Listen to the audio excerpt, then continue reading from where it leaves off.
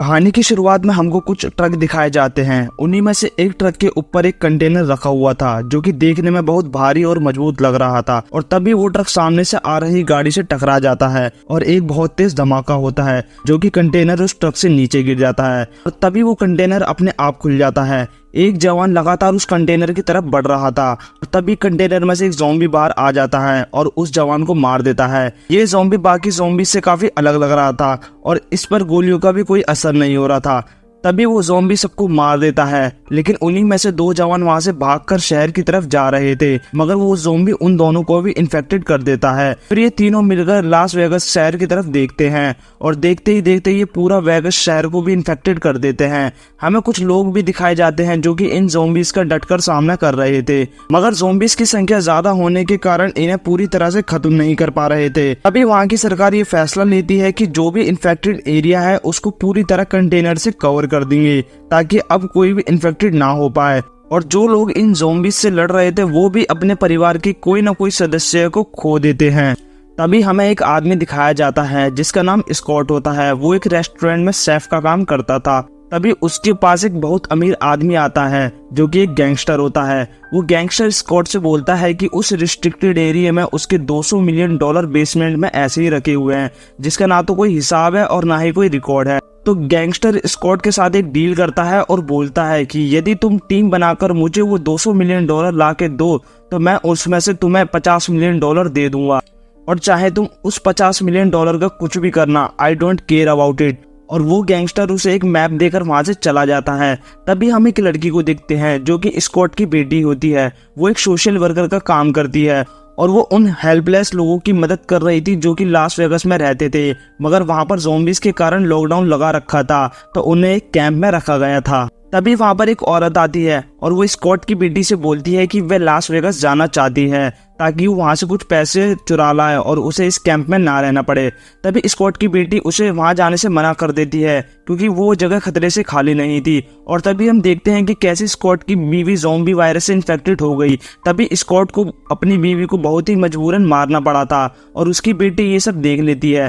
तभी से वह कहीं ना कहीं अपने पिता से नफरत करने लगती है। और तभी हमें स्कॉट दिखाया जाता है जो कि उस गैंगस्टर को फोन करके बोलता है कि इस मिशन को मैं पूरा करूंगा, लेकिन मुझे इसके लिए एक टीम की जरूरत पड़ेगी। तो वो अपनी टीम बनाकर रखता है जिसमें 2 लड़की और 3 लड़के होते हैं, जिनमें से एक लड़की पायलट होती है और एक लड़का किसी भी तरह के लॉक को आसानी से खोल सकता है और एक लड़का बहुत ही अच्छा शूटर था। इनके अलावा भी एक लड़की और एक लड़का था। स्कॉट इन सबको काम के बदले $50 मिलियन में से इनका हिस्सा भी देता है और स्कॉट अपनी टीम को लेकर उस गैंगस्टर के हाथ पहुंच जाता है। गैंगस्टर बताता है कि कैसीनो के बेसमेंट में उसका सारा पैसा रखा गया है और कैसीनो की बिल्डिंग के ऊपर एक हेलीकॉप्टर रखा है जिसे पायलट फ्यूल भरकर तैयार करेगा और नीचे वो लड़का जो कि तिजोरी तोड़ने में माहिर है वो लॉक को तोड़ेगा। फिर सब सारा पैसा लेके हेलीकॉप्टर से वापस आ जाना। और गैंगस्टर ये भी बताता है कि ये काम तुम्हें सूरज डूबने से पहले ही करना होगा क्योंकि उसके बाद पूरे शहर को परमाणु बम से उड़ा दिया जाएगा।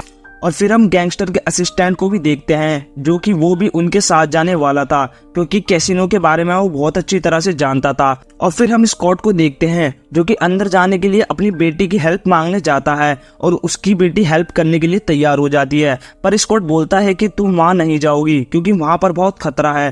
तभी उसकी बेटी को ये पता लग जाता है कि 2 बच्चों की माँ वेगस में घुस जाती है और उसके लिए सब कुछ वहां नया था। तभी उसकी बेटी बोलती है कि आपके साथ मैं भी वहां पर जाऊंगी उस औरत की मदद के लिए, लेकिन स्कॉट उसको मना कर देता है। और तभी वो बेटी बोलती है कि अगर आप मेरे को वहां नहीं ले जाओगे तो मैं वहां पर अकेले चली जाऊंगी, जो कि और भी ज्यादा खतरनाक होगा। तभी स्कॉट बोलता है कि तुम अंदर आ सकती हो मगर एक शर्त है कि तुम्हें हमारे साथ ही रहना होगा, और वो इस शर्त को मान लेती है। तभी वो लोग कंटेनर के सारे वेगस में घुस जाते हैं और उनके साथ एक छोटे बाल वाली लड़की भी आ जाती है जो कि वेगस के शहर को अच्छे से जानती थी और वो लोगों को अंदर आने में मदद भी करती थी। वो लोग अंदर आकर देखते हैं कि ज़ॉम्बीज ने सब कुछ अंदर डिस्ट्रॉय कर रखा है। तभी उन लोगों को वहां पर एक टाइगर दिखता है जो कि वो भी ज़ॉम्बी वायरस से इन्फेक्टेड हो गया था। वो लोग उससे छुप जाते हैं तो टाइगर इन्हें नहीं देख पाता और वहां से चला जाता है। तभी छोटे बाल वाली लड़की एक पुलिस वाले के पैर में गोली मार देती है ताकि ज़ॉम्बीज आएं और इसे ले जाएं और ये लोग सेफ रहें। और वो ये बताती है कि यहाँ पर दो तरह के ज़ॉम्बीज हैं, जिनमें से कुछ तो सोच नहीं पाते और कुछ सोच भी सकते हैं और औरों के मुकाबले बहुत तेज भी हैं। तभी वहाँ पर दो ज़ॉम्बीज आते हैं, जिनमें से एक वहाँ की रानी थी और वो उस पुलिस वाले को ले जाती है, मगर वो स्क्वाड की टीम को कुछ नहीं बोलती। तभी वो लोग बिल्डिंग में आते हैं और वो देखते हैं कि यहाँ पर कुछ ज़ॉम्बी सो रहे थे, तो वो उनसे बचते हुए अंदर जा रहे थे। इतने में ही एक लड़की से कुछ आवाज हो जाती है और वो सारे ज़ॉम्बीज जाग उठते हैं और उस लड़की को वो ज़ॉम्बीज पकड़ भी लेते हैं। वो लड़की उन पर गोली भी चलाती है, मगर बहुत सारे ज़ॉम्बीज थे और वो कुछ नहीं कर पाती। एक ज़ॉम्बीज उस लड़की को काट भी लेता है। वहीं खड़ा उस लड़की का दोस्त ये सब देख रहा था और तभी वो लड़का उस लड़की की फ्यूल की बोतल में गोली मार देता है, जिससे सारे ज़ॉम्बीज मर जाते हैं और उनका रास्ता साफ हो जाता है। तभी स्कॉट और उसकी बेटी पूरी कैसीनो की लाइट ऑन कर देती है। तभी सब लोग अपने काम पर लग जाते हैं। पायलट अपने हेलीकॉप्टर को चालू करने लगती है। लॉक तोड़ने वाला तिजोरी लॉक तोड़ने के ऑर्डर का इंतजार कर रहा था और दो शूटर थे जो कि नजर रख रहे थे कहीं ज़ॉम्बीज ना आ जाएं। छोटे बाल वाली लड़की और उस गैंगस्टर का असिस्टेंट नीचे खड़ा हुआ था, जो कि देख रहे थे कहीं ज़ॉम्बीज उन पर फिर से हमला ना कर दें। तभी जो तिजोरी तोड़ने वाला था वो बोलता है कि यहाँ पर इतना सारा पैसा रखा है, वो भी बिना किसी सेफ्टी के, ऐसा हो ही नहीं सकता। फिर सीन चेंज होता है, हमें ज़ॉम्बी दिखाया जाता है जो कि हमने शुरुआत में देखा था, और ये यहाँ का राजा भी था और वो उन दो बच्चों की माँ को ढूंढ लेता है जो कि स्क्वाड की टीम से पहले अंदर आई थी। फिर हमें दिखाया जाता है उस छोटे बाल वाली लड़की के पास दो ज़ॉम्बीज आ जाते हैं, जिनमें से एक रानी भी थी। तभी वो लड़की फायर करती है और उसको अपने ट्रैप में फंसा लेती है और तभी असिस्टेंट उसका गला भी काट लेता है और उसका गला अपने बैग में रख लेता है। तभी वो छोटे बाल वाली लड़की कहती है कि ये तुम गलत कर रहे हो, यहाँ का राजा तुम्हें नहीं छोड़ेगा। फिर हम देखते हैं कि कैसे तिजोरी के पास ट्रैप है या नहीं पता लगाने के लिए शूटर एक ज़ॉम्बीज को लाता है और तिजोरी के पास भेजता है। तभी वहां पर फायरिंग होने लगती है और ज़ॉम्बीज को एक दीवार दो हिस्सों में काट देती है। अब इनका पूरा रास्ता साफ हो गया था और तभी न्यूज में दिखाते हैं परमाणु बम सूरज डूबने से पहले गिरेगा और कुछ ही देर में पूरा वेगस गायब हो जाएगा। अब स्क्वाड की टीम के पास बहुत कम टाइम बचा था। वहीं इनको एक और बुरी खबर सुनने को मिलती है, जो कि छत पर हेलीकॉप्टर रखा हुआ था उसमें कुछ खराबी आ गई थी, मगर पायलट बोलती है कि मैं इसे जल्द ही ठीक कर दूंगी। तभी स्क्वाड सबको ऑर्डर देता है कि सभी अपना काम जल्द से जल्द करो और ये लोग तिजोरी को भी खोल देते हैं और सारे पैसे बैग में शिफ्ट करने लगते हैं। वहीं दूसरी तरफ ज़ॉम्बी का राजा अपनी बीवी की ऐसी हालत देखकर गुस्से में आ जाता है और सारे ज़ॉम्बीज को उनको मारने का ऑर्डर दे देता है। वहीं दूसरी तरफ स्क्वाड की बेटी कैंप वाली लड़की को ढूंढने निकल जाती है, क्योंकि वो उसकी बहुत अच्छी दोस्त भी थी। जब ये बात स्कॉट को पता लग जाती है, वह अपनी बेटी को बचाने जाता है, मगर उससे पहले ज़ॉम्बी उसकी टीम पर अटैक कर देते हैं और इसी हमले में स्कॉट की बहुत अच्छी दोस्त भी मर जाती है। वहीं जब वो लोग पैसे लेके ऊपर की तरफ जा रहे थे तो गैंगस्टर का असिस्टेंट सब लोगों को बेसमेंट में ही बंद कर देता है। तब वो छोटे बाल वाली लड़की बोलती है कि ये क्या मजाक है। तब असिस्टेंट बताता है कि ये सब एक प्लान का हिस्सा था। उस गैंगस्टर को पैसों से मतलब नहीं है, बल्कि उसे ज़ॉम्बीज का सर चाहिए ताकि वो इससे ज़ॉम्बीज की आर्मी को कंट्रोल कर सके। जब वो आदमी उस बैग को लेकर वहां से जा रहा था तब वो सोचता है क्यों ना एक बार बैग को देख लूं, लेकिन जब वो उस बैग को खोलकर देखता है तो वो हैरान हो जाता है, क्योंकि उसमें ज़ॉम्बीज का सर नहीं था, बल्कि उसमें पैसे काउंट करने वाली मशीन थी।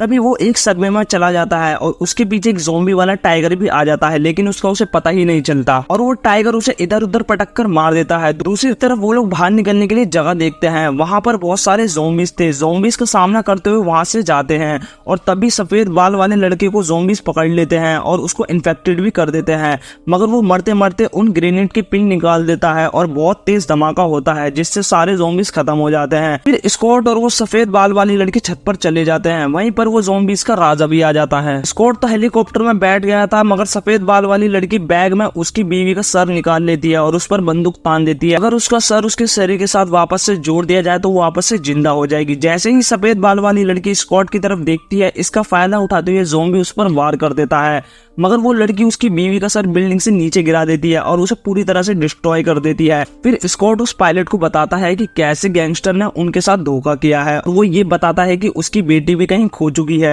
उसकी बेटी को उसकी कैंप वाली दोस्त भी मिल चुकी थी, मगर उसके पास वो ज़ॉम्बीज लीडर भी आ जाता है और कैसे न कैसे स्कॉट भी वहाँ पर पहुंच जाता है। स्कॉट उन दोनों को जल्दी से ऊपर लाकर हेलीकॉप्टर में बैठा देता है, मगर वो ज़ॉम्बी लीडर भी जंप करके उस प्लेन में बैठ जाता है और वो ज़ॉम्बी लीडर स्कॉट के हाथ पे काट भी लेता है, मगर स्कॉट उस ज़ॉम्बी को मार देता है। इसी बीच उस पायलट को भी गोली लग जाती है। अब इधर से परमाणु बम गिरना चालू हो गए थे, जिसकी वजह से हेलीकॉप्टर इनबैलेंस हो रहा था। और अब वो प्लेन क्रैश हो जाता है जिसमें पायलट और कैंप वाली लड़की दोनों मर जाती है और स्कॉट तो इन्फेक्टेड हो ही चुका था, मगर जो स्कॉट की बेटी थी वो जिंदा बच जाती है और स्कॉट की बेटी स्कॉट के पास जाती है और बोलती है कि मैं आपसे माफी मांगती हूँ क्योंकि मैंने आपकी बात कभी नहीं मानी और जो आपने मॉम के साथ किया है उसकी जगह कोई और होता तो वो भी यही करता।